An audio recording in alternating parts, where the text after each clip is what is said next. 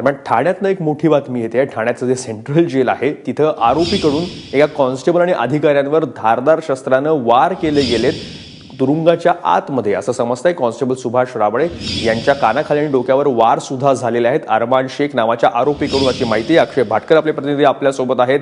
अक्षय, काय हा सगळा प्रकार आहे? अतिशय गंभीर आहे, कारण की एखाद्या आरोपीकडून कॉन्स्टेबलवर आणि तिकडच्या अधिकाऱ्यांवर वार होणं, ते पण जेलच्या आतमध्ये, ही खरंच मोठी गंभीर प्रकार आहे. हा प्रकार गंभीर आहे कारण की हा जो आरोपी आहे त्याला जी जेवणासाठी जी वाटी मिळाली होती त्या वाटीला कापलं आणि त्याच्यातून त्यांनी धारदार शस्त्र बनवलं आणि त्या शस्त्राने त्या कॉन्स्टेबलवर आणि तिकडच्या एका अधिकाऱ्यावर देखील वार केलेले आहेत.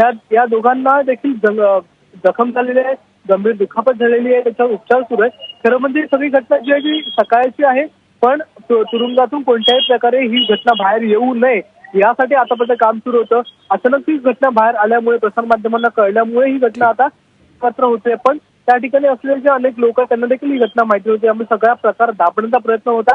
या सेंट्रल जेलला आतापर्यंत अधीक्षक देखील नाहीयेत, त्याच्यामुळे एकूणच या सेंट्रल जेलवर कोणाचं नियंत्रण आहे असा प्रश्न पडतो. सध्या तरी या सगळ्या बाबतीमध्ये गुन्हा नोंदवण्याची प्रक्रिया सुरू आहे. गंभीर प्रकार आहे. अक्षय, धन्यवाद तुम्ही दिलेल्या सगळ्या माहितीबद्दल. त्याच्यामुळं महत्वाचा एवढा जेल, तिथं अधीक्षक नाहीत अजूनही, आणि तिथं अशा प्रकारची घटना तुरुंगाच्या आत घडते. भयानक आहे.